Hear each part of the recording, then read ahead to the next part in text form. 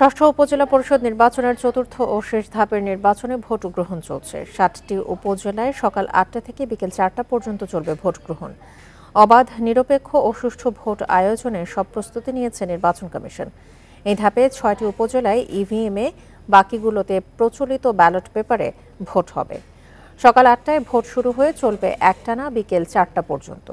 এই ধাপে মোট ৭২১ জন প্রার্থী রয়েছেন। কেন্দ্র রয়েছে ৫,১৪৪টি। মোট ভোটার ১,৪৩,৫৭,৮২০ জন। সাধারণ কেন্দ্রে ১৭ জন এবং ঝুঁকিপূর্ণ কেন্দ্রে ১৮ থেকে ১৯ জন আইনশৃঙ্খলার সদস্য মোতায়েন থাকবে।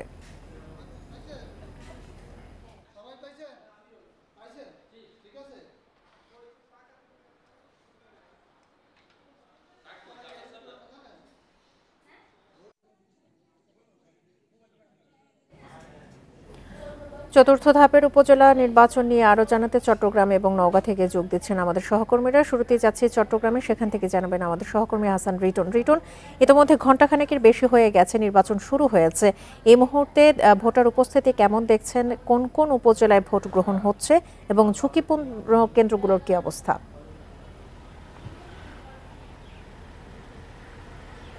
না, দেখুন, এখনো পর্যন্ত আসলে ভোটারের যে উপস্থিতি সেটি বলা যেতে পারে একেবারে শূন্যের কোটায়। আমরা যেই কেন্দ্রটিতে আছি চট্টগ্রামের লোহাগাড়া উপজেলার পদুয়া সরকারি প্রাইমারি স্কুল, এখানে মোট ৩,৮২৩ জন ভোটার রয়েছে। এখনো পর্যন্ত আসলে আমরা যেই ভোটার দেখছি সেটি হচ্ছে ১০০ কিছু ভোট এখানে গ্রহণ হয়েছে বলে এখানে যিনি প্রিজাইডিং অফিসার রয়েছেন তিনি আমাদেরকে জানিয়েছেন। আপনি জানেন যে আজকে আসলে চট্টগ্রামের বাঁশখালী এবং লোহাগাড়া দুটি উপজেলায় চতুর্থ দফের যে নির্বাচন সেটি অনুষ্ঠিত হচ্ছে এবং এখানে মোট ৬,৩৪,০৯৪ জন ভোটার তার যে ভোটাধিকার সেটি প্রয়োগ করছেন এবং ২১ জন প্রার্থী চেয়ারম্যান, ভাইস চেয়ারম্যান এবং মহিলা ভাইস চেয়ারম্যান পদে তারা লড়ছেন। তা আমরা আসলে ইতিমধ্যে বোয়ালখালী এবং বাঁশখালী এবং লোহাগাড়ায় বেশ কিছু কেন্দ্রে গিয়েছি, ঘুরেছি। সেখানে আমরা যেটি দেখেছি সেটি এখনো পর্যন্ত শুনশান একটি পরিবেশ। হাতে গোনা ২-১ জন ভোটার তাদের ভোটাধিকার প্রয়োগ করতে আসছেন এবং একেবারে শান্তিপূর্ণ পরিবেশে তারা ভোট দিয়ে যাচ্ছেন। দীর্ঘ লাইন কিংবা দীর্ঘ মানুষের যে উপস্থিতি সেটির কথা যদি বলি তাহলে এখানে যারা প্রিজাইডিং অফিসার রয়েছে এবং অন্যান্য যারা রয়েছেন তারা যেটি বলছে সেটি হচ্ছে দেখুন, এখন এই মাত্র সকাল হয়েছে এবং প্রচণ্ড রোদ এবং সেই কারণেই হয়তো তারা ধারণা করছেন যে কাঙ্ক্ষিত যে ভোটার তাদের সেই সংখ্যা তারা পাচ্ছেন না। বেলা বাড়ার সাথে সাথে ভোটার উপস্থিতি বাড়বে এমন একটি প্রত্যাশা সবার আছে। আজকের এই যে ভোট, দুটি উপজেলার যে ভোট, এই ভোট গ্রহণকে কেন্দ্র করে ৪,৪৯৭ জন কর্মকর্তা বিভিন্ন পর্যায়ে কাজ করছেন এবং যে দুটি উপজেলা আজকে ভোট হচ্ছে সেই উপজেলাগুলোতে যাতে একেবারে নির্বিঘ্নে নিশ্চিন্তে ভোট গ্রহণ করা যায় সেই বিষয়টিকে মাথায় রেখে আইনশৃঙ্খলা বাহিনীর পক্ষ থেকে যত রকমের ব্যবস্থা নেয়ার সেইগুলো তারা নিয়েছেন এবং আমরাও দেখছি এখনো পর্যন্ত কোনো কেন্দ্র থেকে আমাদের কাছে কোনো প্রীতিকর ঘটনার খবর আসেনি এবং সেটি যাতে কোনোভাবে না হয় সেই বিষয়টিকে মাথায় রেখে র্যাব, পুলিশ এবং অন্যান্য আইনশৃঙ্খলা বাহিনীর যে সমস্ত কর্মকর্তা এখানে আছেন তারা বেশ সতর্ক অবস্থায় আছেন এবং তারা বলছেন যে শেষ পর্যন্ত তাদের এই যে ব্যবস্থা সেটি থাকবে এবং ভোট গণনার পরও যাতে কোনো রকমের অপ্রীতিকর ঘটনা ঘটতে না পারে সেই বিষয়ে তারা বেশ সতর্ক অবস্থানে আছেন। তো সবকিছু মিলিয়ে বলা যায় যে আসলে চতুর্থ দফার আজকে যে চট্টগ্রামের বোয়ালখালী এবং বাঁশখালী এবং লোহাগাড়ায় যে ভোট হচ্ছে সেটি এখন পর্যন্ত চলমান আছে। এখন পর্যন্ত বেশ শান্তিপূর্ণভাবে ভোট গ্রহণ চলছে। আমরাও অপেক্ষায় আছি যে ভোটার বেলা যত বাড়বে তত হয়তো ভোটারের যে দীর্ঘ লাইন সেটি আমরা দেখতে পারবো এবং আমরা সেটি সবাইকে দেখাতে পারবো। তো এই হচ্ছে সবকিছু মিলিয়ে চট্টগ্রাম থেকে আমার কাছে চতুর্থ দফার ভোটের সর্বশেষ। রিটন, আপনি আমাদের সঙ্গে থাকুন। এবার আমরা যাচ্ছি নওগাঁ, সেখান থেকে জানাবেন আমাদের সহকর্মী সাদেকুল ইসলাম। সাদেকুল, নওগাঁর যেসব উপজেলায় ভোট গ্রহণ চলছে সেখানে ঝুঁকিপূর্ণ কেন্দ্রগুলো সম্পর্কে জানাবেন। ভোটার উপস্থিতি কেমন দেখছেন?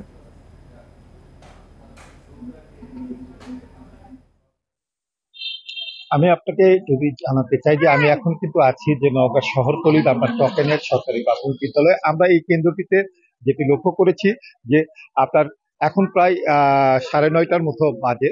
এখন ১.৫ ঘন্টা সময় অতিবাহিত হয়েছে কিন্তু তেমন কোনো ভোটার উপস্থিতি কিন্তু আমরা দেখতে পাইনি। এখানকার প্রিজাইডিং অফিসার আমাকে জানিয়েছেন যে এখানে মোট ভোটার সংখ্যা ২৮৩২, কিন্তু এখন পর্যন্ত মাত্র ৫২ থেকে ৫৫টি ভোট পড়েছে। এটি কোনো শতাংশের মধ্যেই পড়ে না। তিনি যেটি আশা করছেন যে হয়তোবা বেলা বাড়ার পর এখানে আপনার ভোটার উপস্থিতি বৃদ্ধি পাবে। আর কি তথ্য জানাবো যে আজকে কিন্তু নওগাঁ জেলার আপনার ৩টি উপজেলায় অর্থাৎ নওগাঁ সদর, মহাদেবপুর, মান্দা এই 3টি উপজেলায় ভোট গ্রহণ চলছে। আপনার এই 3 উপজেলায় কিন্তু চেয়ারম্যান পদে আপনার 14 জন, ভাইস চেয়ারম্যান পদে 13 জন এবং মহিলা ভাইস চেয়ারম্যান পদে কিন্তু 13 জন প্রতিদ্বন্দ্বিতা করছেন। এখানে মোট ভোটার সংখ্যা কিন্তু এই 3 উপজেলায় 9,22,510 জন এবং এখানে আপনার কিন্তু 329টি কেন্দ্রে আসলে আপনার কিন্তু ভোট গ্রহণ করা হচ্ছে। এখানকার নির্বাচন সংশ্লিষ্টরা যেটি জানিয়েছেন যে সুষ্ঠুভাবে ভোট গ্রহণের জন্য যে প্রস্তুতি দরকার, আইন শৃঙ্খলা বাহিনী সহ সকল ধরনের প্রস্তুতি তারা গ্রহণ করেছেন। প্রতিটি কেন্দ্রে পর্যাপ্ত সংখ্যক আইন শৃঙ্খলা বাহিনী এবং আপনার প্রত্যেকটি উপজেলাতেই মানে প্রয়োজনীয় নির্বাহী ম্যাজিস্ট্রেট এমনকি জুডিশিয়াল ম্যাজিস্ট্রেটও রাখা হয়েছে। যে কোনো পরিস্থিতি মোকাবেলায় তারা সবসময় তৎপর থাকবেন। আমি আর একটি তথ্য দিয়ে শেষ করব। আপনি জানেন যে ইতিমধ্যে কিন্তু নওগাঁর 8টি উপজেলায় নির্বাচন সম্পন্ন হয়েছে। সেই নির্বাচনগুলোতে আমরা যেটি দেখেছি যে আসলে সেই নির্বাচনগুলোতে সুষ্ঠু এবং স্বাভাবিক পরিবেশে আপনার ভোট গ্রহণ সম্পন্ন হয়েছে, যদিও ভোটার উপস্থিতি তুলনামূলকভাবে কিছুটা কম ছিল। এবং এখানে একজন প্রার্থী আমাকে যেটি জানিয়েছেন, চেয়ারম্যান প্রার্থী জানিয়েছেন যে আজকে তিনি ভোট দেওয়ার পরে তার প্রতিক্রিয়ায় বলছেন যদি সুষ্ঠুভাবে ভোট গ্রহণ সম্পন্ন হয় তাহলে কিন্তু আপনার তিনি বিজয়ী হবেন। আর তিনি যেটি জানিয়েছেন যে শেষ পর্যন্ত হয়তো 60% ভোট গ্রহণ করা সম্ভব হবে। এই ছিল মোটামুটি আমার কাছে নওগাঁ পরিস্থিতি। চতুর্থ এবং শেষ ধাপের উপজেলা পরিষদ নির্বাচন নিয়ে চট্টগ্রাম এবং নওগাঁ থেকে জানাচ্ছিলেন আমাদের সহকর্মীরা। এবার জানাবো আসন্ন বাজেটের খবর।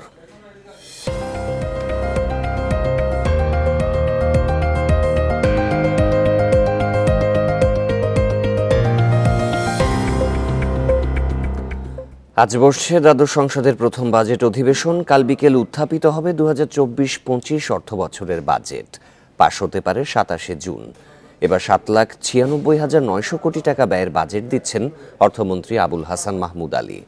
বাজেট বক্তব্যের শিরোনাম সুখী, সমৃদ্ধ, উন্নত ও স্মার্ট বাংলাদেশ বিনির্মাণের অঙ্গীকার। স্পিকার শিরিন শারমিন চৌধুরীর সভাপতিত্বে বিকেল 5টায় শুরু হবে অধিবেশন। এটি হবে চলতি সংসদের তৃতীয় অধিবেশন। এর আগে সংসদ ভবনে বসবে কার্য উপদেষ্টা কমিটির বৈঠক। এবারের অধিবেশন চলতে পারে জুলাই মাসের প্রথম সপ্তাহ পর্যন্ত। সংসদ সচিবালয় জানিয়েছে ঈদের ছুটি থাকায় বাজেটের ওপর সাধারণ আলোচনার সময় বাড়াতে শনিবারও বসতে পারে অধিবেশন। কাল দেওয়া হবে দেশের 53তম এবং আওয়ামী লীগ সরকারের 25তম বাজেট। এবার রাজস্ব আয়ের লক্ষ্য ধরা হচ্ছে 5,40,000 কোটি টাকা, বাকি 2,57,000 কোটি টাকা ঋণ নেয়ার লক্ষ্য। রাজস্ব আয় বাড়াতে ভ্যাট ও করের ক্ষেত্রে অনেক পরিবর্তন আনা হচ্ছে। বাজেটে সর্বোচ্চ অগ্রাধিকার দেওয়া হবে মূল্যস্ফীতি নিয়ন্ত্রণে।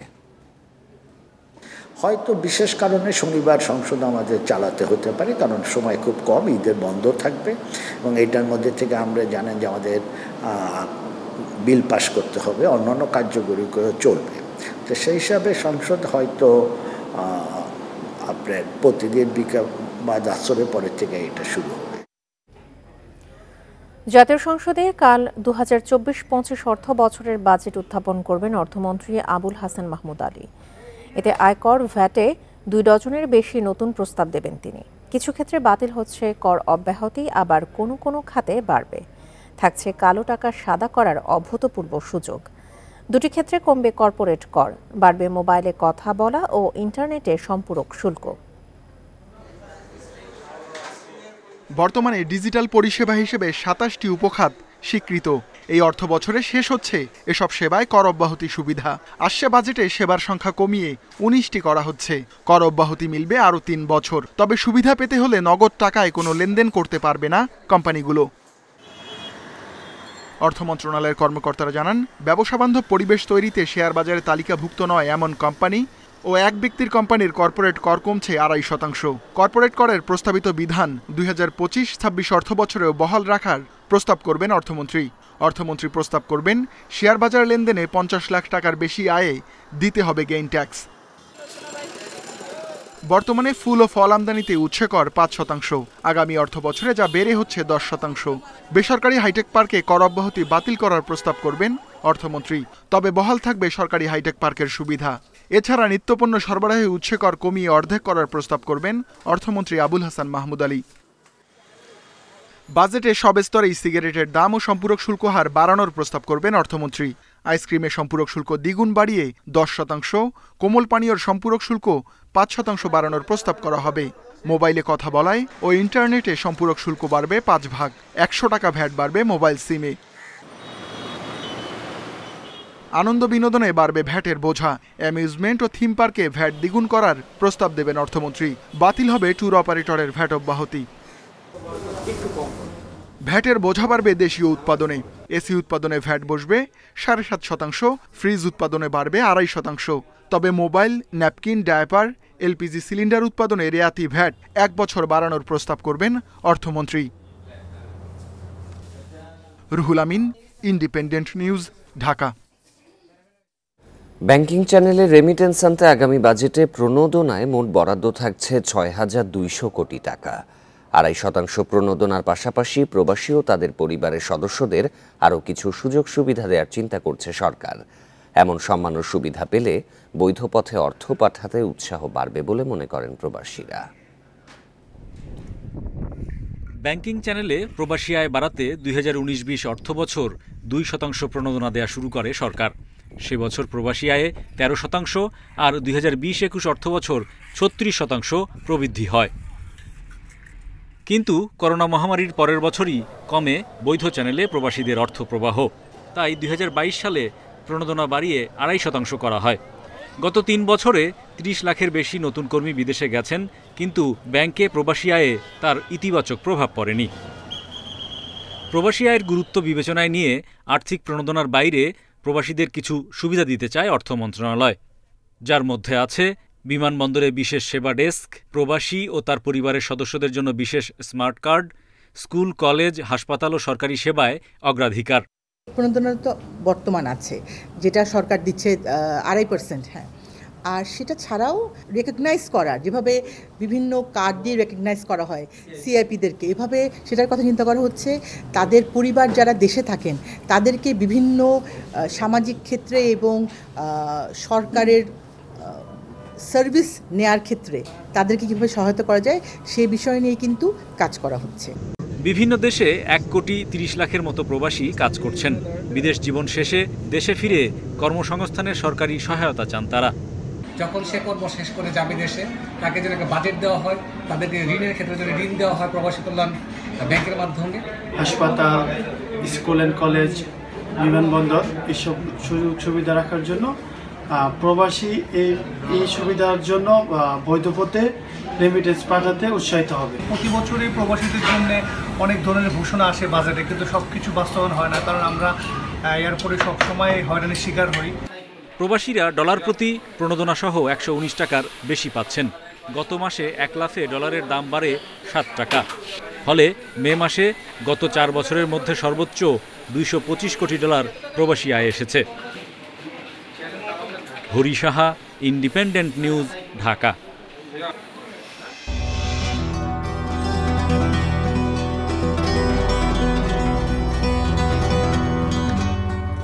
ঈদ উপলক্ষে চট্টগ্রামে জমে উঠেছে কোরবানির দরকারি নানা পণ্যের বাজার। কয়েকদিনের মধ্যেই বিভিন্ন হাটে উঠবে কোরবানির পশু। শুরু হবে ক্রেতা বিক্রেতার হাঁক ডাক। এর আগে অন্যান্য প্রয়োজনীয় পণ্য কিনতে ব্যস্ততা বেড়েছে ক্রেতাদের। ঈদের আগে মশলার দোকানে ভিড় সবচেয়ে বেশি। হলুদ, মরিচ, দারুচিনি, এলাচের মতো মশলা পরখ করে কিনছেন ক্রেতারা। আবার দা, ছুরি, চাটাই, পলিব্যাগের মতো পণ্য কিনতেও দোকানে ছুটছেন তারা।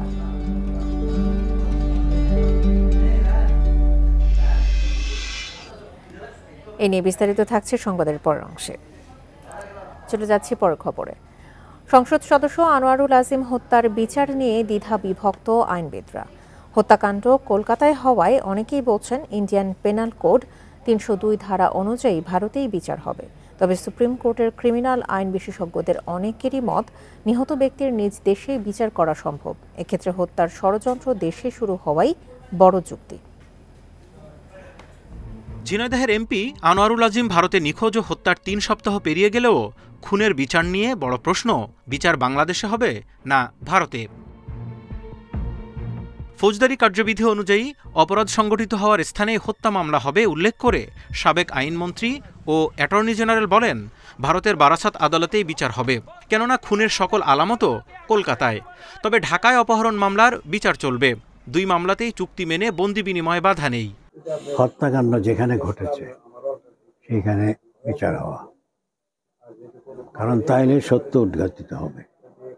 আর এক জায়গায় হয়েছে হত্যা, আমি আরেকটা রাস্তায় গেলাম, তাহলে কিন্তু সুবিচার পাওয়া যাবে না। কারণ প্লেস অফ অকারেন্স তো এখানে, সাক্ষীগুলো ওইখানে, অন্যান্য যে বিষয়গুলো ফরেন্সিক রিপোর্ট তো ওইখানেই হবে। সেই ক্ষেত্রে প্রথমত এখানে হবে অপহরণের মামলাটা এখানে হবে। আর যদি হত্যা মামলাটা ওইখানে সংগঠন, যেহেতু ওইখানে ভারতে সংগঠিত হয়েছে, সেক্ষেত্রে ভারতে পশ্চিমবঙ্গে হত্যা মামলার বিচার হবে।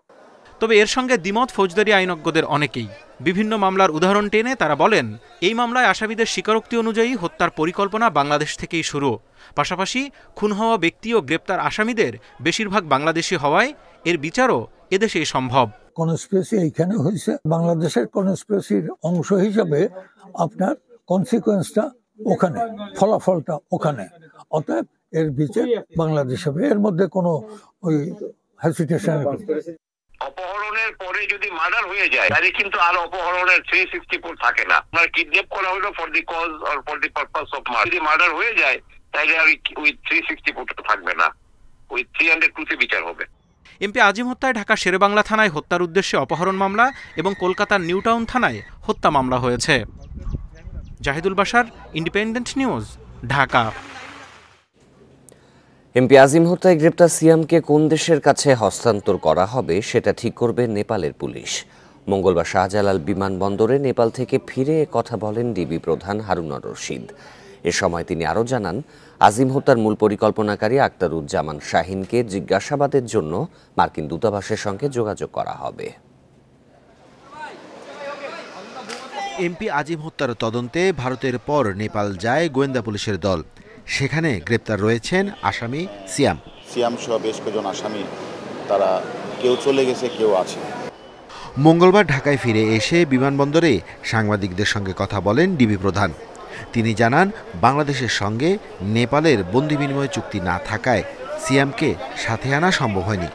হোস্ট কান্ট্রি হিসাবে নেপাল তারা বিবেচনায় আনবে, সেটা হলো মানে গ্রেভিয়াস, অর্থাৎ অপরাধের গ্রেভিয়াস তারা বিবেচনা করবে, অর্থাৎ একটা গ্র্যাভিটি, অর্থাৎ মানে ধরনটা কি, অপরাধের ধরনটা কি, এবং সেখানে হত্যা মামলাটা কোথায় সংঘটিত হয়েছে, বিভিন্ন বিষয়গুলো বিবেচনা করে তখন তারা সিদ্ধান্ত নেবে তারা এটা কাকে দিবে। তিনি আরও জানান, আজিম হত্যা ভারতে হওয়ায় সিয়ামকে সেদেশের পুলিশের কাছে হস্তান্তর করতে পারে নেপাল। সিয়াম মূলত আজিমের মরদেহ লুকানোর দায়িত্বে ছিল। যে আমি তো আপনাকে বলেছি, যেটা আনঅফিশিয়ালি তারা আমাদেরকে বলেছে, আমি আনঅফিশিয়ালি যে বলে তাকে আমি কী তথ্য দিয়েছি সেটা আপনার কাছে বলতে পারি না। আমরা সেখানকার অথরিটির সাথে আমরা কয়েক দফা মিটিং করেছি, পাশাপাশি সে যে হোটেলগুলিতে অবস্থান করেছিল সেগুলিতেও আমরা অনেক ভিডিও পেয়েছি, অনেক তথ্যপত্র পেয়েছি। নেপালে গিয়েছিলেন ডিবি ওয়ারি বিভাগের এডিসি শাহিদুর রহমানও, যাকে এরই মধ্যে আজিম হত্যার তদন্ত থেকে সরিয়ে দেওয়া হয়েছে। না, এটা তো তদারকি কর্মকর্তা, এটা তো আমাদের কোনো পার্ট না, এটা হলো পুলিশ হেডকোয়ার্টার, তার routine work. Arafatur Rahman, independent News, Dhaka. মঙ্গলবার রাত থেকে টানা বৃষ্টি সুনামগঞ্জে, গ্রামীণ সড়ক তলিয়ে যোগাযোগ বিচ্ছিন্ন কয়েক জায়গায়। প্লাবিত হয়েছে বেশ কয়েকটি গ্রাম, পানিবন্দী অন্তত 15,000 মানুষ। বৃষ্টি অব্যাহত থাকলে সুনামগঞ্জে বন্যা পরিস্থিতির অবনতি হতে পারে বলে আশঙ্কা করছে পানি উন্নয়ন বোর্ড। এদিকে সিলেটের বন্যা পরিস্থিতি ধীরে ধীরে উন্নতি হলেও এখনও পানিবন্দী 28টি ওয়ার্ডের প্রায় 10,000 পরিবার।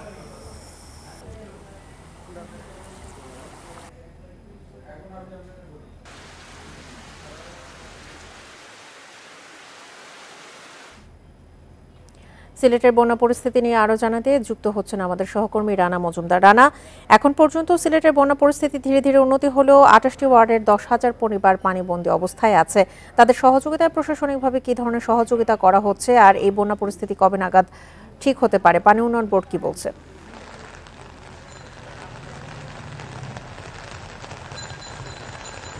দেখুন, গত 24 ঘন্টায় সিলেটে কিন্তু ভারী বৃষ্টিপাত হয়নি, পাশাপাশি উজান থেকে নেমে আসা ঢলের পরিমাণও কমে গিয়েছে এবং এই দুটি অবস্থার কারণে কিন্তু সিলেটের যে বন্যা পরিস্থিতি ছিল সেটি কিন্তু এখন উন্নতির দিকে।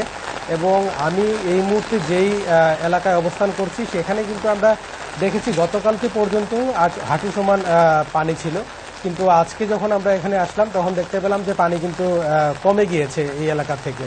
এভাবে কিন্তু সিলেটের অন্যান্য নগরীর যে এলাকাগুলো রয়েছে সেসব এলাকা থেকেও কিন্তু পানি কমতে শুরু করেছে বলে আমাদেরকে জানিয়েছেন যারা স্থানীয় লোকজন রয়েছেন। পাশাপাশি সিলেটের যে 28টি ওয়ার্ডের 10,000 মানুষ পানিবন্দী ছিলেন, তাদের মধ্যেও কিন্তু আসলে অনেকে আশ্রয়কেন্দ্রে স্থান নিয়েছিলেন। তবে সিলেট সিটি কর্পোরেশন থেকে আমাদেরকে জানানো হয়েছে যে পানি কমতে শুরু করায় কিন্তু সেসব আশ্রয়কেন্দ্র থেকে মানুষজন তাদের বসত বাড়িতে ফিরতে শুরু করেছেন। তবে এখন নতুন করে যে ভোগান্তিটি মানুষ পোহাতে হচ্ছে মানুষকে, সেটি হলো তাদের কিন্তু অনেক আসবাবপত্র, মূল্যবান জিনিসপত্র সেগুলো নষ্ট হয়ে গিয়েছে। অনেকের দোকানপাটে পানি প্রবেশ করেছে, সেক্ষেত্রে তারা বলছেন যে তাদের মূল্যবান যে জিনিসপত্রগুলো ছিল সেগুলো নষ্ট হয়েছে এবং বিপুল পরিমাণ তাদের আসলে ক্ষয়ক্ষতি হয়েছে বলে তারা আমাদেরকে জানিয়েছেন।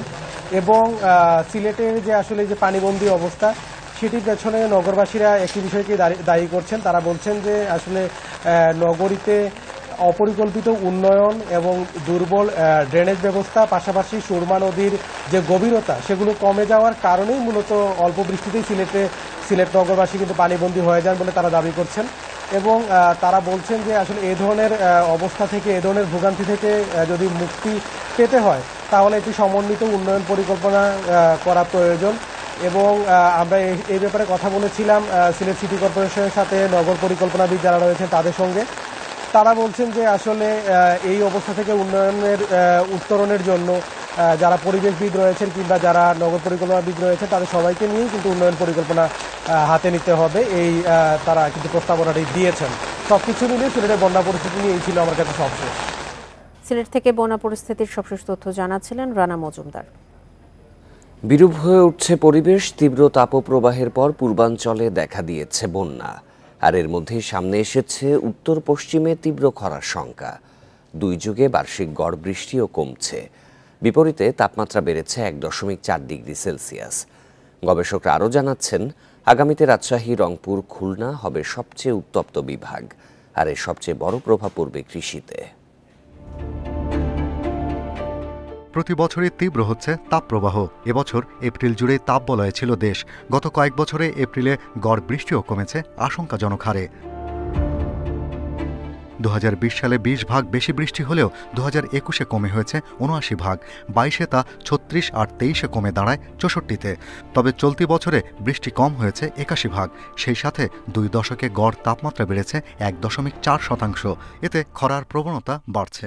তাপমাত্রা বৃদ্ধি যে এর প্রভাবটা কিন্তু পুরোপুরি বাংলাদেশে কিন্তু এটা পড়ছে।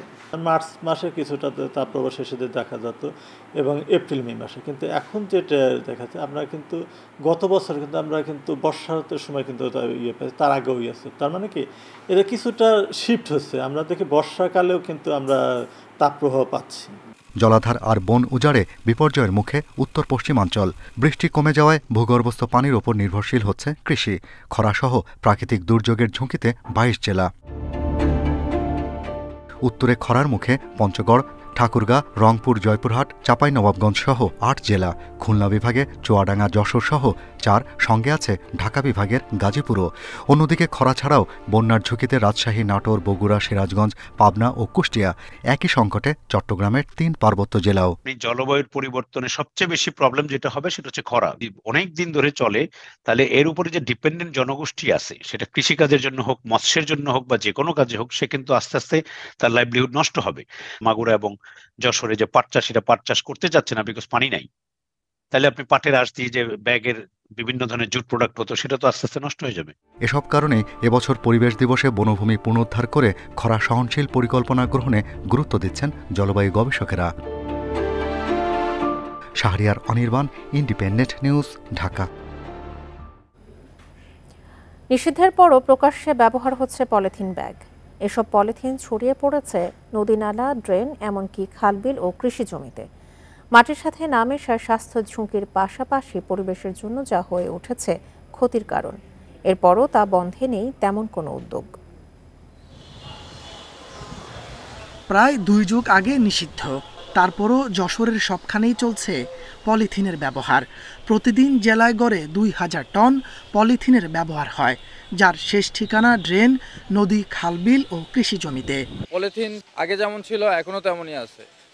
পলিথিনের ব্যবহারের কোনো পরিবর্তন আমার চোখে পড়তেছে না। লক্ষ্মীপুরে নালা নর্দমায় জমে থাকা পলিথিনে তৈরি হচ্ছে জলাবদ্ধতা। এছাড়া মাটির উর্বরতা কমে ফসল উৎপাদনেও পড়েছে প্রভাব। দিনাজপুরে প্রশাসনের সামনে অবাধে বিক্রি হলেও তা বন্ধে নেই উদ্যোগ। পলিথিন তো আমরা ব্যবহার করতে চাই না, কিন্তু এখন বাধ্যগত নিতে হচ্ছে। চাঁদপুরে বাসাবাড়ির ব্যবহৃত পলিথিন যাচ্ছে ময়লার ভাগাড়ে, যেখানে পোড়ানোর কারণে ছড়িয়ে পড়ছে বিষাক্ত ধোঁয়া। ব্যবসায়ীরা বলছেন অন্য ব্যাগের চেয়ে দাম কম এবং চাহিদা বেশি থাকায় বিক্রি হয় প্রকাশ্যে। সরকার বলছিল যে পাট দিয়ে আমরা মানুষ বাজার করতে পারে যেন সেইভাবে কিছু তৈরি করতে, কিন্তু ওইটা যদি বাজারে আসতো তাহলে পলিথিনটা থাকতো না। জনস্বাস্থ্য বিশেষজ্ঞরা বলছেন দীর্ঘমেয়াদী পলিথিন ব্যবহারে দূষণ থেকে হতে পারে ক্যান্সারের মতো জটিল রোগ। দীর্ঘমেয়াদী পলিথিনের ব্যবহার চলতেই থাকলে একটা সময় দেখা যায় যে মহিলাদের ইনফার্টিলিটি ডেভেলপ করার একটা চান্স থাকে, আর একটা গুরুত্বপূর্ণ হচ্ছে যে ক্যান্সারের সম্ভাবনা থাকে। উৎপাদন ও ব্যবহার বন্ধে শুধু অভিযান নয়, এজন্য জনসচেতনতার বিকল্প নেই বলছে পরিবেশ অধিদপ্তর। আইন অমান্য করলে আপনার মোবাইল কোর্টে আমরা জরিমানা করার ব্যবস্থা আছে, তারপরে জেল দেওয়ার ব্যবস্থা আছে। নিয়মিত মামলা করলে আমাদের এই পরিবেশ সংরক্ষণ আইন অনুযায়ী 2 বছর কারাদণ্ড এবং 50,000 টাকা জরিমানা বা উভয়দণ্ড বিধান আছে। পলিথিন ব্যবহার বন্ধে বিকল্প ব্যাগ সহজলভ্য করার পাশাপাশি আইনের কঠোর বাস্তবায়ন চেয়েছেন পরিবেশবিদরা। তাপস সরকার, ইন্ডিপেন্ডেন্ট নিউজ।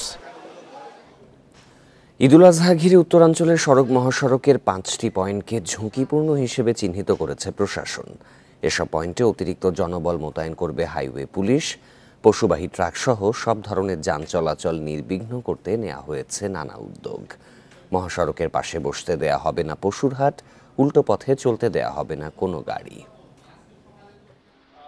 ঈদ উল ফিতরের আগে বঙ্গবন্ধু সেতুর পশ্চিম পাশে ৭১টি এলাকা ঝুঁকিপূর্ণ হিসেবে চিহ্নিত করে হাইওয়ে পুলিশ। তবে ঈদুল আজহাকে ঘিরে গাইবান্ধার গোবিন্দগঞ্জ, বগুড়ার মাটিডালি ও বনানী এবং সিরাজগঞ্জে ঝাউইল ব্রিজ ও চান্দাইকোনা এই 5টি পয়েন্টে যানজটের আশঙ্কা করা হচ্ছে। চলাচল নির্বিঘ্ন করতে নেওয়া হয়েছে বেশ কিছু পদক্ষেপ। সিরাজগঞ্জে পুলিশ সদস্য আরও 100 বাড়িয়ে 800 করা হয়েছে। রেকার থাকবে 6টি। এছাড়া মোবাইল টিমও কাজ করবে। আমাদের ASP, additional SP, inspector, OC এবং আমি নিজেও রাস্তায় থাকবো এবং সিভিল টিম আমরা আরও 1 সপ্তাহ আগে আমরা নিয়োগ করেছি, যাতে কোথাও কোনো অপ্রীতিকর ঘটনা না করে। সড়ক ও জনপথ বিভাগ বলছে গুরুত্বপূর্ণ পয়েন্টগুলোতে মেরামত বা নির্মাণ কাজ ঈদের কদিন আগেই শেষ হবে। 1-2টা পয়েন্ট যেখানে আমাদের রিপেয়ারের কাজ চলবে সেটাও 10 তারিখের মধ্যে শেষ হবে এবং আশা করা যায় এর আগে ঈদ উল ফিতর যেভাবে স্বাচ্ছন্দ্যময় গিয়েছে, এবার ঈদ উল আজহাও অত্যন্ত সাবলীলভাবে যানবাহন পরিচালনা হবে। ঢাকা দিনাজপুর মহাসড়ক ব্যবহারকারীরাও স্বীকার করেছেন এ সড়কে এখন দুর্ভোগ কমেছে। ঈদ যাত্রা এবার সহজ হবে। আগের তুলনায় রাস্তাঘাট অনেক ভালো হয়ে গেছে, যেহেতু 6 লেন হয়ে গেছে। আমাদের গাড়িগুলো এখন জ্যামের মধ্যে খুব কম পড়তেছে। ঈদের আগে বঙ্গবন্ধু সেতু দিয়ে সর্বোচ্চ 55,000 যানবাহন চলাচল করতে পারে। Hasibur Rahman, independent news, Bogura. মায়ের শেষকৃত্য সম্পন্ন করতে ভারতের জেল থেকে প্যারোলে 14 দিনের জন্য মুক্তি পেয়েছেন বাংলাদেশ থেকে কয়েক হাজার কোটি টাকা পাচারে অভিযুক্ত পিকে হালদার ও তার ভাই প্রাণেশ হালদার। মঙ্গলবার কলকাতার ব্যাংকশাল আদালত এই আদেশ দেন। প্যারোলে মুক্তি পেলেও সর্বক্ষণ কর্তৃপক্ষের নজরদারিতে থাকবেন তারা। মেয়াদ শেষে 18 জুন আদালতে আত্মসমর্পণ করতে হবে তাদের। এর আগে সোমবার মায়ের শেষকৃত্যের জন্য পিকে হালদার ও প্রাণেশ হালদারের 15 দিনের অন্তর্বর্তী জামিন আবেদন করেন তাদের আইনজীবী। জামিনের বিরোধিতা করে 4 দিনের প্যারোলের দাবি জানান ইডির আইনজীবী অরিজিৎ চক্রবর্তী। পরে 14 দিনের প্যারোল দেয় আদালত। গত 28 মে বার্ধক্যজনিত কারণে পিকে হালদারের মায়ের মৃত্যু হয়। ছেলেরা কারাগারে থাকায় এখনও তার শেষকৃত্য সম্পন্ন হয়নি। ঈদ উপলক্ষে চট্টগ্রামে জমে উঠেছে কোরবানির দরকারি নানা পণ্যের বাজার। মশলা থেকে শুরু করে দা, ছুরি, বটি কিনতে তোড়জোড় শুরু করেছেন ক্রেতারা। নগদ টাকা ছাড়াও লেনদেনে উৎসবের আমেজে যোগ করেছে ভিন্ন মাত্রা। এক্ষেত্রে বিকাশের পক্ষ থেকে দেয়া হয়েছে বিভিন্ন পণ্যে নানা ছাড়। কাছে এগিয়ে এসেছে কোরবানির ঈদ। কয়েকদিনের মধ্যেই শুরু হবে বিভিন্ন হাটে পশু কেনার তোড়জোড়। শুরু হবে ক্রেতা বিক্রেতার হাকডাক। এর আগেই অন্যান্য প্রয়োজনীয় পণ্য কিনতে ব্যস্ততা বেড়েছে ক্রেতাদের। কোরবানির ঈদের সপ্তাহ দুয়েক আগে মশলার দোকানে সবচেয়ে বেশি ভিড়। হলুদ, মরিচ, দারুচিনি, এলাচের মতো মশলা পরখ করে কিনছেন ক্রেতারা। আবার দা ছুরির মতো পণ্য কিনতেও দোকানে ছুটছেন তারা। ঈদ কেনাকাটায় ঝামেলাহীন বিকাশ ডিজিটাল পেমেন্টে আগ্রহ বেশি ক্রেতাদের। বিভিন্ন পণ্যে ক্যাশব্যাক সহ নানা অফারে হাসি ফুটেছে ক্রেতাদের মুখে। বিকাশ থেকে আপনার বাজার করাটা সবচেয়ে বেটার। নিজের খরচ করা, নিজের পার্সোনালভাবে খরচ করা সবকিছুই বিকাশ থেকে করাটাই ভালো। ক্যাশ থেকে আপনি বিকাশটাই ভালো। মশলাপাতির সাথে আপনার দা ছুরি, বটি এগুলোর সাথেও ওরা এগুলোতে মোটামুটি ডিসকাউন্টও রেখেছে অফার হিসেবে। কয়েক বছর ধরে কোরবানির ঈদে দেশীয় মশলার পাশাপাশি বিদেশি মশলারও চাহিদা বেড়েছে। রান্নায় বৈচিত্র্য আনতে নামি দামি উপাদানে ঝুঁকছেন গৃহিণীরা। কাস্টমাররা তাদের সুবিধাজনক চিন্তাভাবনা করে সেটা পেমেন্ট করতে পারছেন। আর মোবাইল অ্যাপসগুলোর ভিতরে আসলে এখন পর্যন্ত আমাদের বিকাশে একটা অ্যাপসের পেমেন্টে একটা ছোট একটা কুপন ডিসকাউন্ট রয়েছে আর কি। এবার নগরীর বিভিন্ন পশুর হাটেও ডিজিটাল পেমেন্টের ব্যবস্থা করেছে কর্তৃপক্ষ। Independent news. এই ছিল বিরতিহীন সংবাদে। আমন্ত্রণ আমাদের পরের আয়োজনে।